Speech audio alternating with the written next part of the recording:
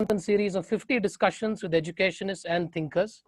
Happens every Saturday from 7 p.m. to 8 p.m. We've had the privilege of meeting with the top people in this space over the last 3 weeks, and this is the fourth session. And very briefly, the Vivekananda Institute for Leadership Development is an initiative of the Swami Vivekananda Youth Movement. VLEAD's mission is to develop human and social capital for nation building, and it hopes to do so by enhancing the potential of individuals and institutions across the development sector. And VLEAD engages across 4 sectors: the government, NGOs, corporates, and the community, with a special focus on the youth and the young. Guru Manthan 2020, which is the platform on which all of us are here today, is a platform for teachers, particularly in this period when we are going through a stressful COVID-related period, to share, discuss, debate, and learn about diverse perspectives and practices in education from across the world. A series of 50 lectures and interactions that will go on for almost a year and end the next August, September. We started our discussions with Dr. Gururaj Karjagi, who spoke about the journey from a teacher to a guru. Professor M.K. Sridhar gave us a perspective on teaching in a COVID, post-COVID, during COVID world. Mr. T.S. Krishnamurthy, the former Chief Election Commissioner, he spoke about the role of teachers in elections, the conduct of elections, democracy. And today it's a privilege and pleasure to have Mr. Anurag Behar with us, who would be talking about, and he would be talking about, the discussion 4 would be on strengthening education in India, the role of teachers and the public education system. In today's discussion, today's discussion is going to be slightly different from the discussions. The format is going to be pure, Q&A format, where we would be, it will be more like a discussion, and the discussion will focus on 3 separate areas. The first, we would like to focus on teachers, the role of teachers, then look at the public education system, and then finally move on to the NEP. This itself, we've slotted it like this primarily because Mr. Behar has also written extensively about all 3 areas, and therefore we thought it would be ideal for us to be speaking about these 3 sections. Before I start, very briefly, I'll introduce Mr. Anurag Behar to all the participants who are here today. Mr. Anurag Behar is the CEO for Azim Premji Foundation and Chief Sustainability Officer of Wipro Limited and the Vice Chancellor, Azim Premji University. This foundation is committed to a vision of contributing towards a just, equitable, humane, and sustainable society. Anurag is a member of the committee that has developed India's National Education Policy 2019, the first comprehensive education policy for the country since 1986. He has been deeply engaged with efforts to improve education in India, and he's been doing that for close to 17 years now. He has been a vocal advocate for the critical importance of public systems, in particular the public education system. His many years in business have given him an insider's view into both the possibilities and limits of markets. And for the past few years, he has also been engaged across environmental and ecological issues as well. He writes widely, including a very engaging fortnightly column for the national newspapers, Mint and Hindustan, and other publications as well. Anurag has earlier played leadership roles in business and has served on various boards, including that of Wipro GE Healthcare Limited, the University of Transdisciplinary Health Sciences, and of the Terry University. He serves on many government and sector councils, the National Mission on Teachers and Teacher Education, the Government of India Implementation Committee for the Justice Verma Commission, Karnataka Knowledge Commission, and with the CII's National Climate Change Council. Anurag is an MBA from XLRI, Jamshedpur, and a BE in Electrical Electronics Engineering from the National Institute of Technology, Trichy. Both institutions have honored him with their Distinguished Alumnus Award. He was elected as a Young Global Leader by the World Economic Forum in 2008. And he also enjoys long distance running. I even read about it, in one of your articles about your long distance running. So it's a pleasure to have you with us, Anurag, and we look forward to this discussion. Thank you. Thank you. It's a pleasure to be here with you. Yeah.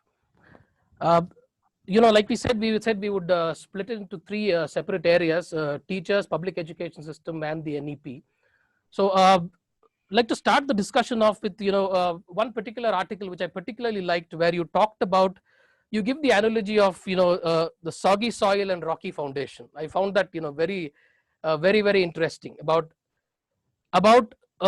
where you highlight the need for a strong foundation, specifically mentioning that the strong foundation comes from a strong teacher capability, capacity building model that needs to be brought into the education system itself. But you don't elaborate much in that this one. I was hoping that you would do that, so if we could start with that. So thank you so much for this opportunity. It is always a pleasure and a privilege to be able to talk, discuss with teachers, and to talk about teachers. So thank you for giving me this opportunity. I remember that piece that you're talking about, Ramesh. I remember that piece. I think it was set in Coorg, if I Yes. recollect, about in a friend's house. It's a long time ago. So, well, I think we should start with something very simple, which is perhaps the most important thing about education. And which is, on one hand, what is the purpose of education? And on the other hand, the centrality of the teacher. So if we start from there, I think we can go in every direction that we might want to go through this discussion. Right? So the purpose of education, if all of us here were to adopt a very narrow view of the purpose of education, if we start believing that the purpose of education is only to prepare people to get jobs, and that should be one of the purposes, but that is not the only purpose. In fact, that's not the primary purpose. So if the purpose of education, as I believe should be, is explicitly stated and committed to in our policy documents across the past 70 years, is that education is that organized so good human beings and good society, and good as envisioned, let's say, in our constitution. If that's the purpose, and it's not limited to the purpose of generating employment in society or making people employable, and let me again emphasize, I'm just saying it's not limited to that, it includes that for sure. That's on one hand. And on the other hand, is the centrality of the teacher. And the centrality of the teacher is why. Because the moment you talk about that kind of a purpose of a good human being and good society, you're saying you have to develop in the child capacities and knowledge. That is the sum total of the human virtues of human learning in some senses. Cognitive capacities for sure, moral and ethical capacities, social capacities, the ability to relate, to have empathy, to have compassion, to be able to talk, to be able to discuss and reason without becoming aggressive. So it is not just, and please mind my words, not just. It is certainly the understanding of physics and chemistry, but it is a lot more than that. And the moment the purpose is that, one has to understand that the only characterization of education as a process that can enable that kind of a purpose of education is a deep social human process. Education is a social human process of relationships and interrelationships. And if that is the case, then the centrality of the teacher becomes clear. Because all this that we are talking about can happen in the absence of a classroom, in the absence of a school, in the absence of a textbook, in the absence of a computer, even in the absence of a shelter of a tree, so long as the teacher and the student is there. so long? Because we are talking about a social human process. Everything else is secondary, if at all. And by making that statement, I am not suggesting, not in any way suggesting that our school should not have good rooms, we should not have the good resources. We should. But when you distill it to its essence, education, if that's the purpose of education, then at the core of the education is really the teacher. And therefore, to my mind, everything that a system can, it must do to strengthen the teacher, not just the capacity, but to enable the teacher in every possible way. You know, when I say enable, it starts from some very basic things, which is if our teachers go to a school where there's no toilet for the lady teachers, you know, we should start there. We should not, you know, as much as the big things are important, the seemingly little things are equally important. So it's the strengthening of the capacity of the teacher for sure, but it's also enablement. Enablement also includes, have we appointed the right number of teachers? You know, all of you go to schools across the country. Most of you teach. How many instances are there where we are expecting our teachers to teach mathematics in class 8th, where they have themselves not studied mathematics? There are no subject teachers. So, Ramesh, I think that's that to me is the starting point, right? Really the starting point, because unless one has this clarity, one can't go, or the steps thereafter become tenuous or not so easily clarifiable, right? So that's the basics. Now, with that, I'll just say two things and then hand it back to you. One is that actually, before I say those two things, I got reminded of one of my absolute favorite statements about teachers. And many of you must have heard of John Dewey.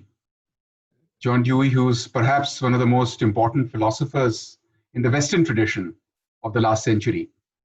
He's important for India, not because he was one of the more important philosophers in the Western tradition, but because he was Baba Sahib Ambedkar's guru. Ambedkar says that everything that I have in my intellectual life, I owe to John Dewey.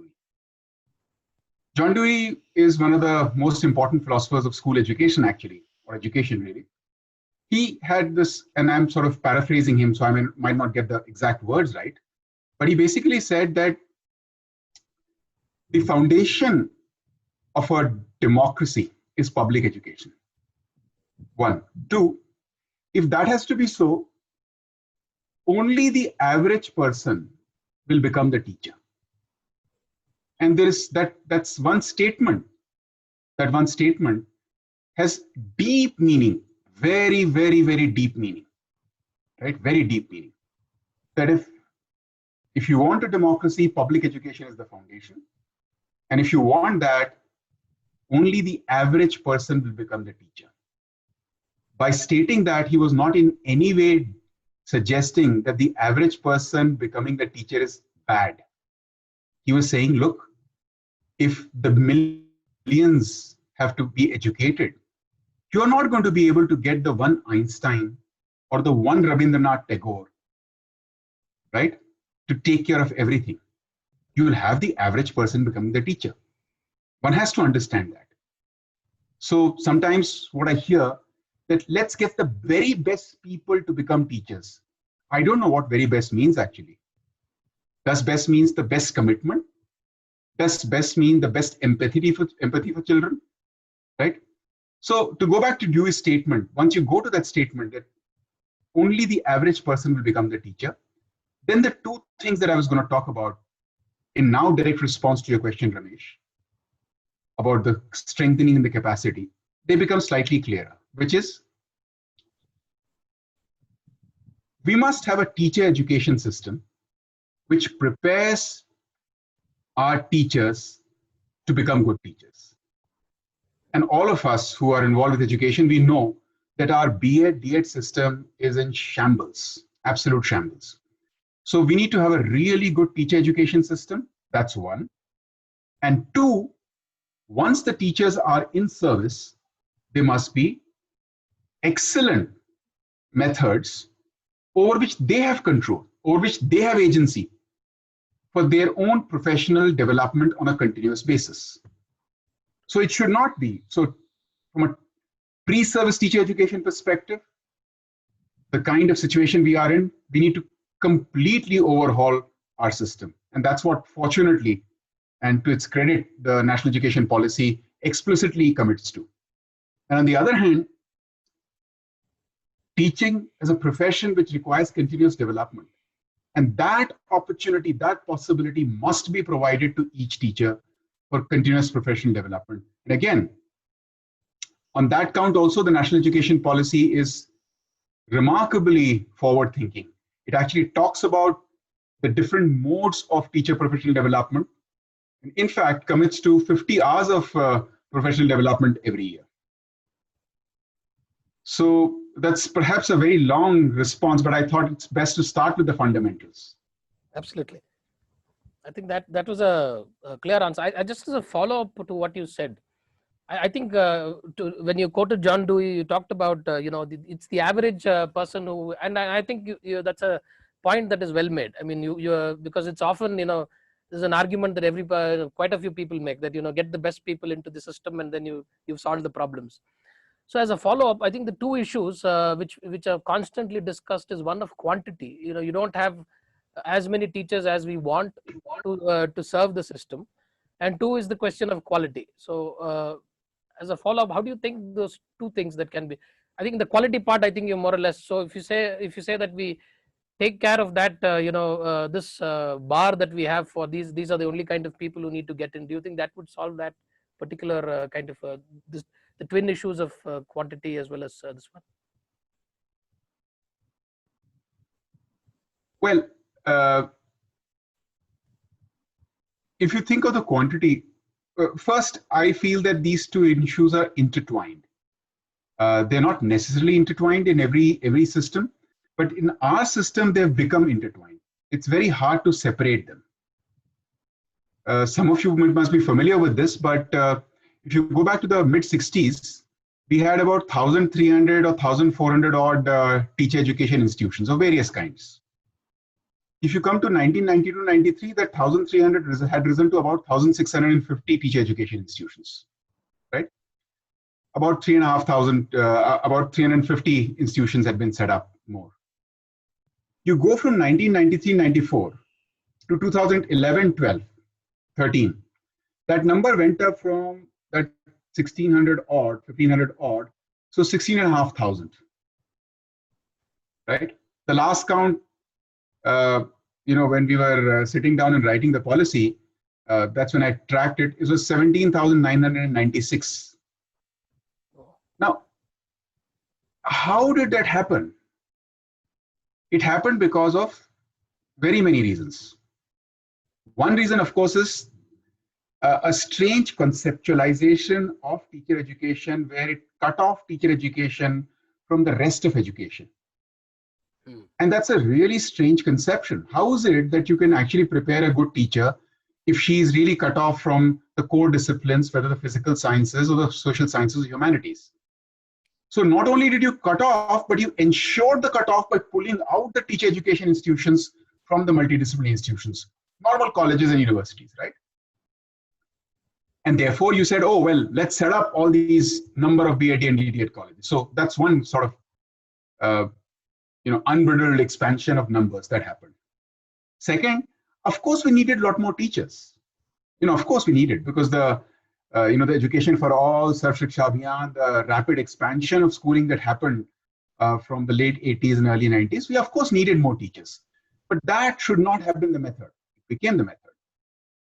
Third, of course, and I'm so glad that even the National Education Policy doesn't hesitate to say this, Third, of course, is these were licenses that were pretty much sold. This I keep saying that, we keep cribbing about the 2G scam and the 3G scam and the coal scam and this and that scam. The biggest scam in our country has been the teacher education scam. Because with the coal scam and this scam, we may have lost a few 100,000 crores, but with the teacher education scam, we have lost 30 years of this country's future, right? So, the quantity issue was met in this phony manner, absolutely phony manner. Poor institutional structure, and that too hollowed out by corruption. That's what happened, right? And that's why it's directly interlinked to the matter of quality. So one can't see them separately at all, right? And therefore, the solution also is on all these fronts. It has to go together. It has to go absolutely together. So one, that we must reconceptualize what teacher education means. We must get down to the basics, that it must be a truly integrated program between the disciplines and what we would call education, right? The pedagogical aspects and the subject content aspects, right? The matter of perspectives and in-depth understanding of the subject itself. So we need this integrated program, and that integrated program by its very nature can then happen inside institutions, colleges, universities, which have all departments, all subjects, all disciplines. It has sociology and philosophy and physics and mathematics and Hindi and Sanskrit and Kannada and Tamil, right? It has all that. And in addition to that, it also has the kind of faculty that has dealt with schools, can teach the education aspect.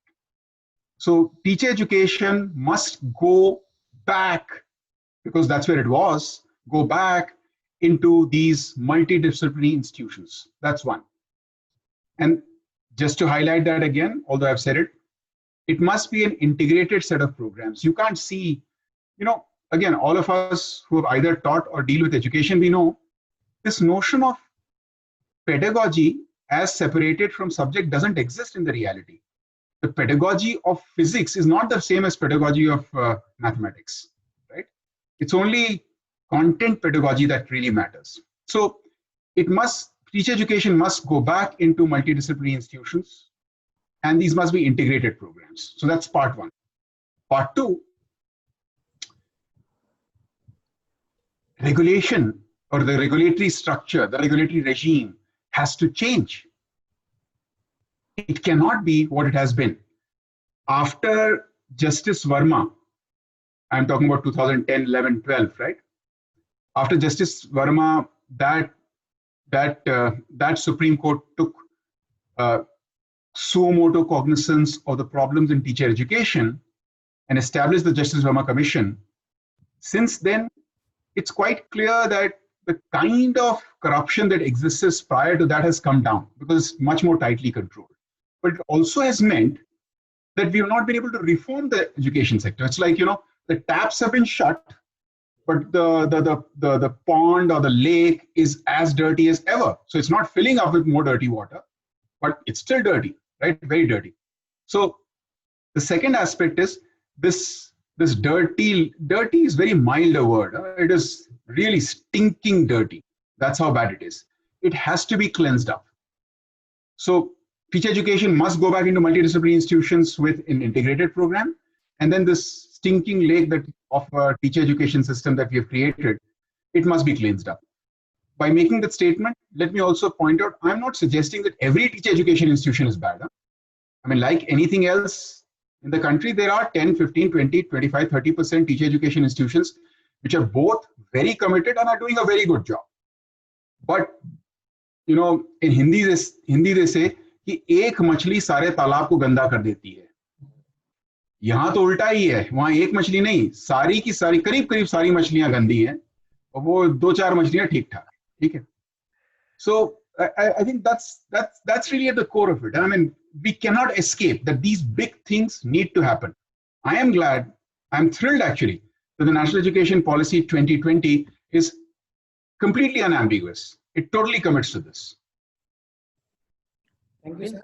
I just wanted to kind of take up from where you have mentioned with respect to continuous development of in-service teachers. You know, the teacher education institutions tend to focus on the pre-service component.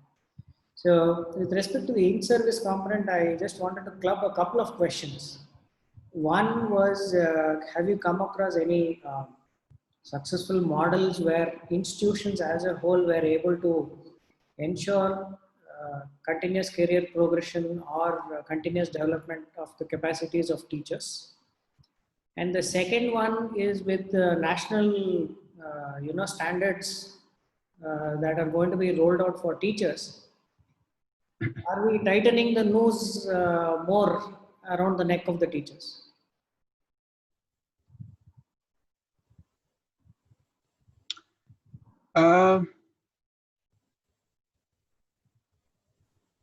So let me take them one by one, which is,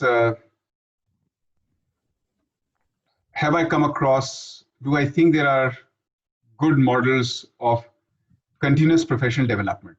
That's one. Two is this matter of the professional standards, right? And the threatening sort of phrase that you use, tightening the noose, right? Okay. So let's take the first one. Yes, I have come across many institutions which do a very good job of continuous professional development, right? And I'll describe the essence of it in a bit. But before I go there, let me just point out that on the whole, while India as an education system has done a really good thing of focusing investment on professional development of teachers, which was called the in-service teacher training, ISTT. You know, SSA had a budget and so on and so forth. We don't realize how unusual that is. Not all education systems in the world invest that kind of money into the professional development of their teachers. So that was very good that we did it. And I think it was conceptualized, like many things, it was conceptualized very well. Unfortunately, it was totally dysfunctional.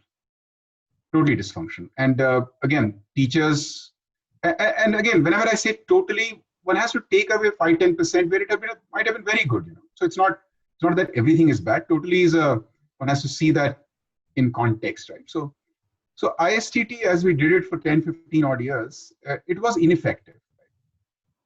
Right? And it was ineffective for some very clear basic reasons. One, the kind of loss, dilution that happens in this massive cascade model, you know, that all of us know. That's one. Two, it clearly took away the agency from the teacher. There was some standardized model that was decided at the state level by the SCRT, and you know, of course, they would consult other people, but that would be decided, and that's what everybody has to go through.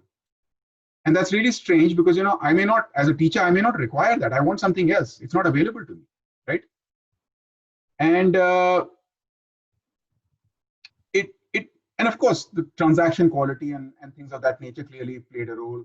What kind of resource persons were being picked up, that played a role. Right? So I think that issue was there. Let's recognize that it was wonderful that we invested. But the problem was that we ended up with a model which over a period of time sort of just deteriorated further and further because some of the basics were wrong. Now, the models that I've seen which have been successful actually address these things squarely. So first, they give the agency to the teacher. And when they say give the agency to the teacher, they say basically, look, teacher, what is it that you want to learn? Right? What is it that you want to learn? And you decide, and then not only do you pick what you want to learn, you also pick the mode that you want to learn it with. Do you want a lecture from an expert? Do you want somebody to come and work with you in the school? Do you want actually a peer discussion? Because very often peer discussions are far more helpful than some expert coming and giving a lecture, right? So the agency being with the teacher as to what do you want to learn and how do you want to learn it, I think it's at the core of that successful professional development programs that I've come across. That's one. Two, some of the other basics are I would say, relatively obvious, which is that, pardon me, you have to give me a moment. I'm sorry, just give me a moment, please.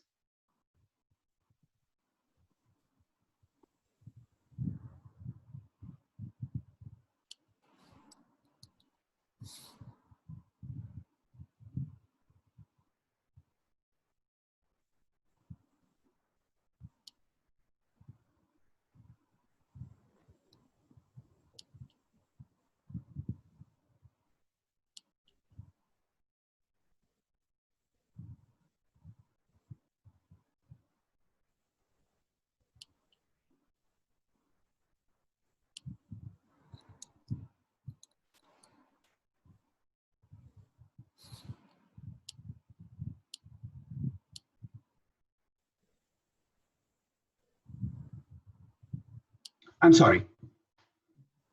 I'm sorry. There was some, I'm at home, and these days we got used to this, that we have this kind of discussion, and you have these famous things where some child will come in the background and start jumping up and down. I didn't want that to happen. There's no child, but something else, some other disruption was going on. So I'm sorry. Yeah. Okay. So so if you go back to that particular matter,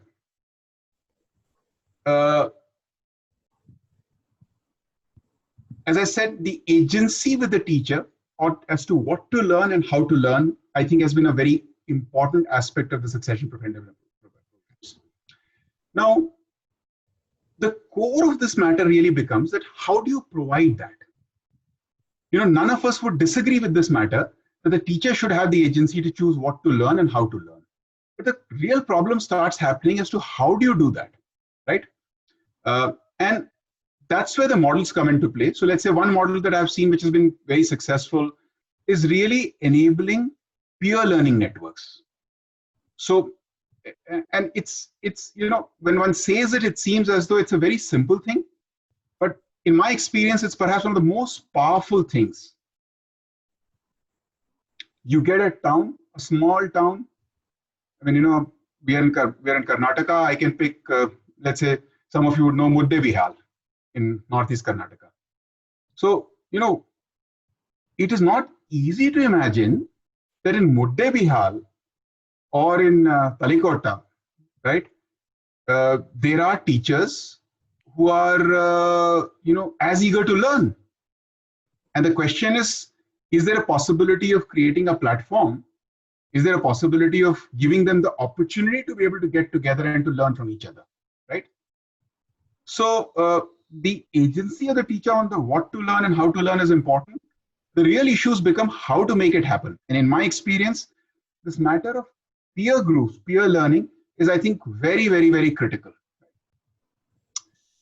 And I've seen this across the country. It's not as though I've seen this only with one organization. And I picked Bihar and Talikota as two examples. I've seen the same in Assam, in Uttarakhand, or in Rajasthan.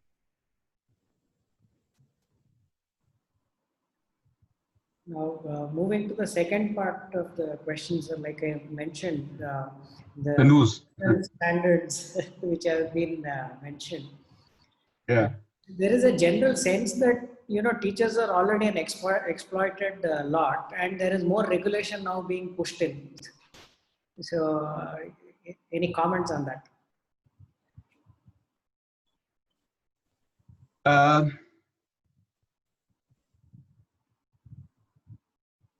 See, those of you who are, any of you who is apprehensive, about that there's a news or it's being tightened or more regulations are being pushed in, I would strongly recommend to you, very strongly recommend to you, that you read both the draft National Education Policy, which was the outcome of Dr. Kasturirangan Committee's efforts, and the National Education Policy both. Please read it. Do not go by, and for the journalist friends or the media friends on this call, please forgive me, but do not go by what you read in the media. Kindly read what is actually there in NEP 2020 and in the draft NEP, which is Dr. Kasuri Rangan's report. Right? It will actually rest all your fears. It will really rest all your fears. Because I cannot think of a stronger set of statements which are about first recognizing the central importance of the teacher to society. One. Two, recognizing that we have done a shoddy job in the past few decades in serving the teacher, in making sure that the teacher actually occupies that place. Enabling, as I earlier said, right? So that's two. Three, going down into the very specifics as to what all is required to be done such that the teacher can be empowered, and empowered both from a perspective of resources. And when I say resources, not resources for only the teacher, but also enough number of teachers, as I said. Then, and this to my mind is one of the more progressive parts, one of the most progressive parts of the policy, it focuses very significantly on the culture of the system. You see, all of us who deal with the system, we are familiar that the education system, and that is true of the public education system, it's true of the private system. It teaches that it treats the teacher as something of like the lowest rung in some massive bureaucracy and massive hierarchy. Everybody can blame them. Everybody can, kick them around. And that's the way the system functions. And again, if you read the policy, it is absolutely explicit that that must be stopped culturally. Unless you change the culture of the system, it won't happen, right? So I think if one reads everything that's there in the policy, and that too sees the integrative effort of the many dimensions that are around the teachers, improving teacher education, continuous professional development, enablement of teachers, ensuring that there are adequate number of teachers, the cultural changes required, in the system, you would actually feel happy that there could not have been an envisioning of a policy which could have actually placed the teacher at a more central level, right? So I would really urge you. Now on the matter of standards, right? On the matter of standards, I don't think anybody needs to be threatened about it. All it is saying is that today everything is sort of based on my experience, your experience, and a lot of us have a lot of expertise. Many of the teachers on the call will have enormous expertise. It is just, the effort is going to be just to have a set of professional standards that teachers can aspire to, that the teachers can develop themselves towards. When a young teacher joins today, I've seen this, you must have seen it in very many places. A lucky young teacher joins, and she joins a school where she has wonderful exemplars around. Teachers who are committed, dedicated, who teach fabulously, who have the kind of relationship that they build with students and other teachers that really fires education up. And there's another young teacher who joins, where you have this, fuddy-duddy person who's, mostly sleeping, has no interest. And there are people like that. It's not as though there are not people like that. What happens to their lives and careers? What are the professional standards that they're aspiring for, right? So the intent in the policy is really to develop a set of professional standards that actually can help the development of teachers. It's not something that is designed, and it's actually explicit if you would read it. It's not designed to be something which is punitive. It is not a noose. It's not a noose. If it is anything, it's a power in the hands of the teacher, right? So I actually am looking forward to the idea that there will be professional standards which then can enable the development of teachers, self-development, driven by their own agency, and of course the support that is required, right? So I've said it 3 times, but I'll say it a 4th time. Please read the chapter on teachers and teacher education, both in the draft National Education Policy and in the National Education Policy 2020. Thanks. You've taught, I think we'll move to the second section of this discussion. You said in one of the articles, the future of education cannot be left to private schools. And you talk of something now as the focused on public goods and public spirited private schools. Don't you think that is an oxymoron in one sense? Private schools that are public spirited. So what is the Ramesh, how can you say that? I mean, SVYMS is a private organization, right? but I said in general. It's totally public spirited. No, let me clarify the question, because No, I understand. I'm just putting it. I understand. Now the reason being that most private schools are driven by the profit motive. That is the essence of what I was driving at. Yeah. And so the public spirit. I just wanted your thoughts on that. Yeah. See, the thing is that there is no question. There is no question that SVYMS or GRAM is public spirited, right? It is no question that you people, every one of you, is dedicating your life, effort, and everything towards whatever you think is contributing towards improvement of the society, our fellow citizens, right? That's what you're doing. We do that. We try and do the same at the Azim Premji Foundation. And there are many like us, right? Many like us. I mean, we are not special. We are not unique. There are thousands. Fortunately, there are thousands. We wish there were more, but there are thousands. We should recognize that, right? And also I think that it also is worth remembering that in the particular case of schools, it's not as though there are only those schools that serve the most disadvantaged are public spirited. You could have public spirited schools that are serving the middle class, the upper middle class, but they're public spirited. They're not there to make money. They're not there to serve themselves. They're there because they believe in certain kind of good education, which is in service of society, and they're running schools for a certain socioeconomic class. That's fine. So the thing is, there are very many people like all of you who are public spirited, but who are private institutions. Unfortunately, Ramesh, you're totally right. Unfortunately, I wish you're totally wrong, but unfortunately, you're totally right. And we can play a sort of a round of a guessing game on this call, but my guess is that 90% private schools have absolutely no interest in education, right? Absolutely no interest in education. They are there only to make a quick buck, right? Or to make a combination of, if all of you will pardon me, a combination of making a quick buck and respectability. You go around this country, even to the small towns, who's the person who runs the biggest private school? It's usually the biggest builder of that place, right? So, so he or she gets a little bit of money and also gets a little bit of respectability of running a school. So unfortunately, that's the case. That's the strange anomaly that we have built in this country. And I have stopped being shocked. I've actually stopped being shocked. I'm just amused, more and more amused, when there are still people who say that the solution to India's problem is that we should have more private schools, we should have vouchers, we should have all this. Come on. I mean, last 15 years, haven't we seen it? Our private school enrollment has gone up from 18-19% to 34-35%. Right? And what's happened?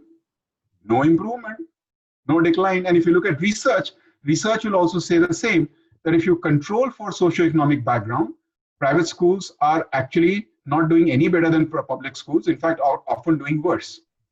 So, Ramesh, you're right. Unfortunately, that's the case. I think the solution has to be two-pronged. One solution is the positive, constructive solution.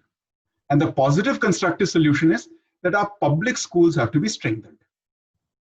Leave the private schools, Our public schools have to be strengthened. And the strengthening is much of what we were talking about, right? I mean, we've talked about a bit, and there's a lot more to do, but the constructive, positive dimension approach has to be strengthening and investment in the public education system. The policy reaffirms the national commitment to investing 6% of GDP into public education. It reaffirms. We've said this from 1968. It's not happened, but it's heartening that it reaffirms. It could have said, well, we don't want to do it. I mean, it could have said, well, the solution is more privatization. So So I think the positive constructive solution is something that we must not ever forget. Actually, that's the real solution. That's one. Second, the second thing is that I think there must be much tighter, much tighter regulation of private schools, much tighter regulation.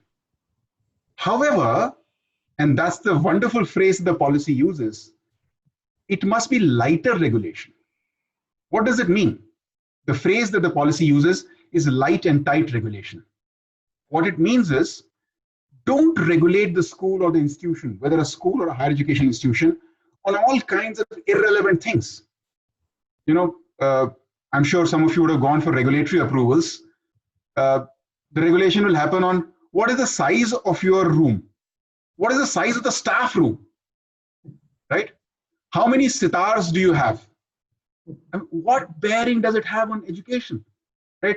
Or if it has a bearing, let me decide, right? Meaning whoever is the institution.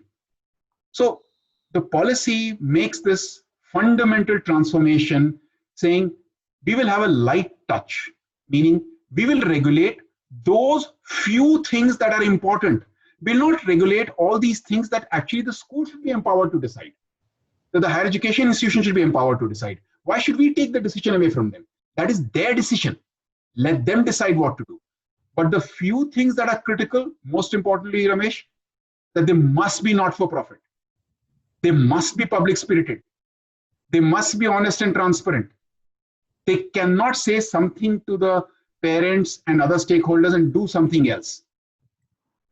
They can't say that we are English medium, and not that I'm necessarily a supporter of English medium, but they can't say they're English medium and actually they're teaching in any medium they feel like, right?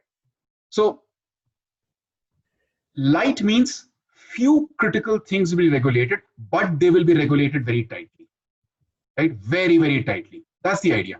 So in summary, I'm in agreement. We have to change India's education. The central piece of the change in India's education is going to be the reinvigoration, the strengthening of public education in India. And of course, private schools must be light and tight regulated, which will totally enable public spirited private schools. I'm all for encouraging, if SVIMS were to run 5 schools, 20 schools, 30 schools, you should run them because you are public spirited. Thank you, sir. One aspect of the policy which is also a very positive move is the policy clearly states that whatever are the quality standards which are going to be set, they'll be the same for both the public and the private schools. And I think this is a very positive in the background that if we talk about RTE to anyone, the general interpretation is RTE influences only private schools. In that context, coming out and then saying that we will have the same standards for everyone is, I think, a very positive note which has been made in the policy. However, as you have mentioned, that there is a general, push towards, I shouldn't say push, but there is a general movement towards more and more private enrollment in private schools. And there are a lot of NGOs, including Azim Premji Foundation, which invests a lot of time and effort on strengthening the public education system. So what are the 2 or 3 key aspects that we should, and SUIM would also be interested in knowing how should we focus on, or what are the 2 or 3 aspects that we should focus on if we have to really strengthen the public education system in the present form? So Praveen, before I respond to your question, let me point out what I feel is sort of an initial set of good news that we have. Right? And all of us who have been not just watching with concern, but trying to act in every way possible to stem this tide of movement from public to private, I think we have perhaps the first glimmer of good news. If you look at the past 2 years, 3 years numbers, the movement to private schools has not just plateaued, but there are certain states where it's actually reversed, right? And given the sort of noisy data that is there in our systems, one can't really start celebrating, but it clearly is telling us something, because this has not happened in the past 15, 17 years. So my sense is that there is something afoot now, something that if we keep pushing forward with, we will see a change, a significant change over the next 5 to 7 years. So I wanted to mention that because not everybody is equally familiar of this, what I'm calling the first glimmer of hope that I see, right? So now, having said that, I think what could we do? What could you do? What could organizations like us do on strengthening the public education system? There are various things that can be done. It depends on what kind of an organization one is talking about. Let's talk about organizations that have strong and deep community presence. Let's talk about those organizations, right? I mean, one can talk at the other end of pure research institutions, but I will leave that aside for the time being. I think if one focuses on organizations that have good, strong community presence and deep commitment to communities, perhaps in the order of importance that I would think efforts need to be made is one, what we've already talked about. I think teacher support and teacher capacity is perhaps the most important thing. Well, we have to remember that we have 9.5 million odd teachers in the country, 9.5 million odd teachers. Almost all those teachers have come from the same dysfunctional B.Ed system or D.Ed system. And despite the fact that all those 9.5 million teachers, like as we were discussing earlier, are the average people. I mean, there's something good about them, something not so good, and so on and so forth. That's fine. But they've not received the kind of education that would help them prepare to become very effective teachers. And then they've spent a career in teaching. And when you spend a career in teaching, and if you're not very effective, it can be very demotivating, right?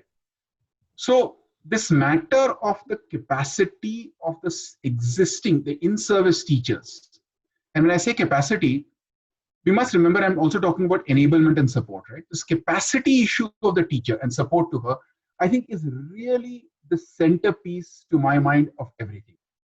Let me point out one thing, because people not necessarily on this call, because all of you here are deeply related to education, but people outside this call, they always jump to this, oh, but government school teachers are so bad, right? And that's true, but that's true of what? That's true of 10% teachers, 15% teachers, maybe. But that's like, which system doesn't have 10, 15 to 20% bad people, right? So we should ignore that. Let's talk about the 80% people, 80% teachers who are, some of them are so incredibly committed that it can only inspire you. Many of them who are average people, given the right environment and right support, they will do a really good job, right? Let's focus on that 80%. Let's forget that 20% and 20%, right? Now, so therefore, my submission to every one of us who is in civil society, the social sector, and the NGO sector, trying to help strengthen the public education system, I think we do need to focus on supporting the teacher. To me, that's the central issue, right? And there can be various methods. There's no one method of doing it, but to me, that's the central issue. That's one. Two, we also need to focus on strengthening the capacities of the education sector leaders, the head teachers, the principals, right? I think that's very important. And when I say strengthening the capacity, I'm not just meaning it in some very instrumental sense of management skills. That's not what I'm talking about. How can our principals and how can our head teachers be academic leaders who can support, guide, mentor the teachers, right? That's critical. So I think that's second. Third is, and there are various kinds of possibilities. So the third possibility is this, that if you're an organization which is not necessarily of the kind which comes from a background of expertise in education, because that's required to do the teacher stuff that I'm talking about. You cannot do it without expertise. And your expertise is community engagement. If that's your expertise, I think revitalizing community engagement through the SMC, I think that's a very important, very powerful possibility that's there. And we keep focusing around the SMC. It's not just the SMC, not just the school management committee, but it's actually getting the panchayat or the local council to own the school and to support in very many ways. Right? So I'll stop with that. There are very many threads and dimensions that one could act on, but I would classify these 3 or 4 as at the top. As we move into the last section of today's session, I just wanted to mention that on both the SDMCs as well as the capacity development of the teachers, our own experience in HD Kote Taluk of Mysore and in northern Karnataka, we have seen that teacher collectives and SDMC collectives actually have a great role to play when it comes to strengthening the schooling system. And many times seeing education as limited to that 6 hours of schooling itself, breaking those barriers and being able to see that teacher has a greater role to play. SDMC has a greater role to play than signing few bills of the school. I'm sure we'll be able to share that at a later point. Over to Ramesh. Any quick questions? Last questions? No, I think we have about 2 minutes, and so I think I think we covered most of what we wanted to cover. And if there are any specific questions that the audience has, or anyone wants to ask a specific question, can we accommodate 1 question or 2 questions, if that is possible? It might be better to ask the question in the chat box. Yeah. Sure.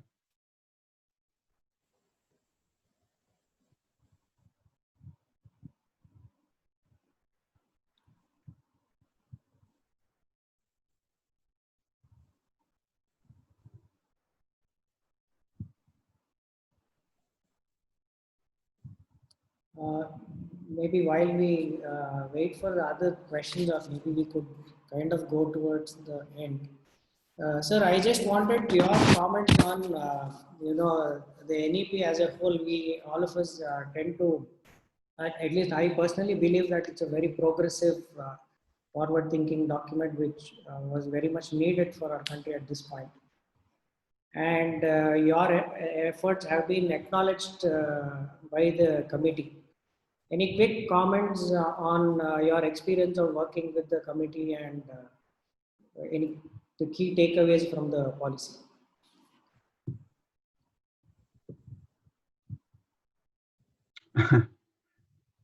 Well, it was an absolute privilege to be a part of the development of the National Education Policy 2020. Absolute privilege. And I think I must state this very clearly and explicitly, that it was an extraordinarily wonderful learning experience for each of us who were a participant. It is not as though the policy, or the draft policy, which is what we really wrote, it is not as though the draft policy was some kind of a output of just our understanding. It really was a result of consultation with hundreds of institutions and thousands of people. So the wisdom of education that we have, the cache of wisdom of education that we have in this country, there was an attempt to try and take all of it and try and put it there, distill it in that policy. So it was an absolutely wonderful experience. I do think that this policy that we have with us after 34 years, this is a comprehensive policy that India has after 34 years. It does fulfill the kind of expectations that we would have had if somebody would have asked me a wish list of what I wanted from the policy 5-7 years ago. This is pretty much what I would have asked for. Very clearly, very clearly, the crux of the issue really now is in the implementation. And I must mention that Mr. J.P. Nayak, whom many of us in education look up to, right? Mr. J.P. Nayak, who was a member secretary of the Kothari Commission. So we got the first national education policy in '68. Mr. J.P. Nayak was really the architect of it, the real architect as a member secretary of the Kothari Commission. In 1978, 10 years after, Mr. Nayak wrote a book. And that book was called Education Commission and After. It's a book worth reading. It's a book of, I think, very intense rumination, reflection, that now that 10 years have passed, what would I have done differently? Where did I go wrong? And Mr. Nayak, like any intellectual, any public intellectual or worth his name, was totally honest. So one of the most important things that he points out, in that book is that I had not imagined, or I had not adequately imagined, that we have developed this wonderful comprehensive policy with each of the pieces fit together and each of the pieces strengthen each other. That's the way they had thought of the policy. But when the implementation happened, this piece happened, that didn't happen, that was thrown out, that was underplayed, right? So he said, oh my God, what tragedy. So I wish I had figured out a way by which the implementation would have happened in an integrated manner, because the policy is an integrated approach. That's what he said. So I remember in 2017, when we started off on this task, Dr. Rangan and many of us, we actually circulated this book, that let's read Mr. Nayak's Education Commission and After, right? So there has been every effort to try and figure out ways by which implementation can be enabled, because eventually that's where it'll, succeed or partially succeed, right?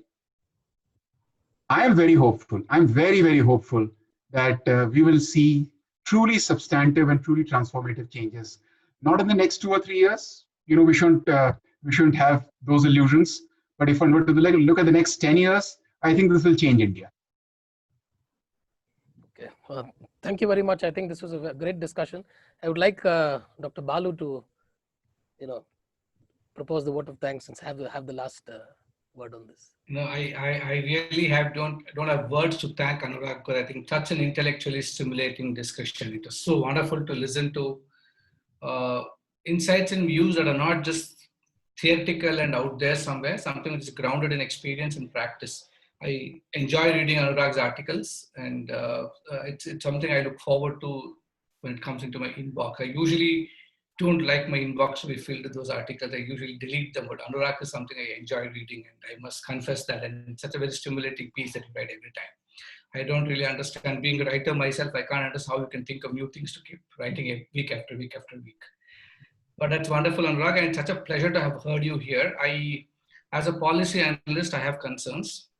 From a very purist perspective, I think if I were to do comparative studies of national policies that's been brought out since independence, unhesitatingly, I would say this is possibly the finest and the most comprehensive that's ever come out. But as you yourself pointed out, the proof of the pudding is going to be in the eating. In policy, we say 3 things. A real test of a policy recommendation is 3 things. And when we assess our students, we look for these 3 things. How much of evidence is gone into preparing the policy? Is it scientifically sound? I think you have demonstrated in the document. It passes that test. So second question we ask is, are the recommendations administratively feasible? Well, I have my suspicion. I don't think we have the capacity as a nation to even internalize and implement the policy. I wish we do. I wish there's a separate chapter on the policy to talk about preparedness of the system and the government. In actually, you outlined so many wonderful steps in everything. So I was thinking of writing a piece on saying what the government needs to do at an intellectual cerebral level, at an emotive level, and at a structural level to deliver on the functions of the NEP.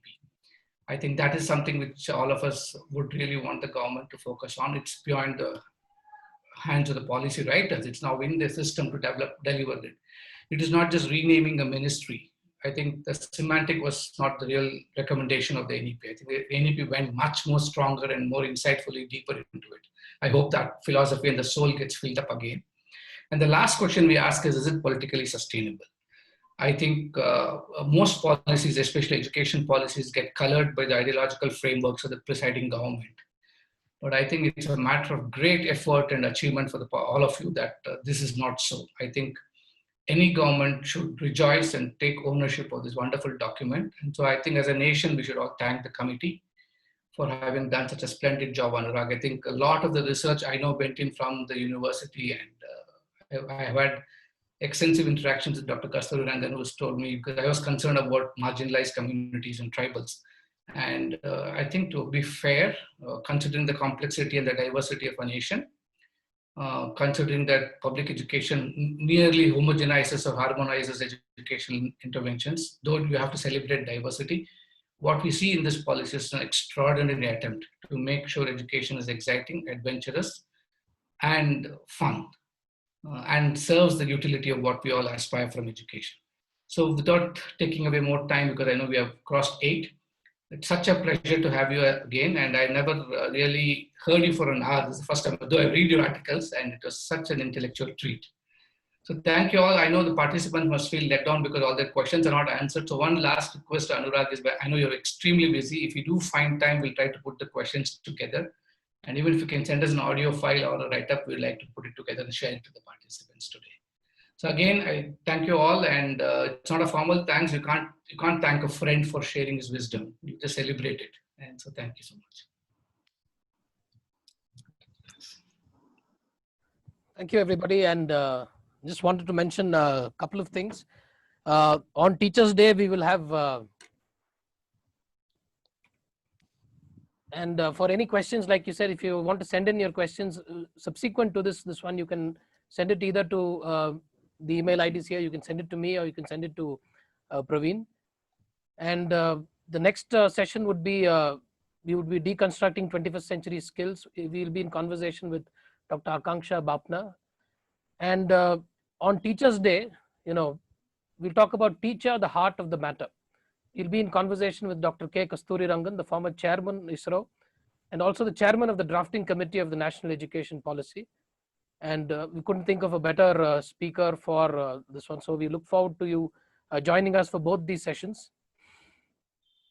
And we'll continue to have these sessions, like we said, for the next 1 year. Thank you very much, and keep participating. And I hope you all have a great weekend. Thank you, and bye-bye.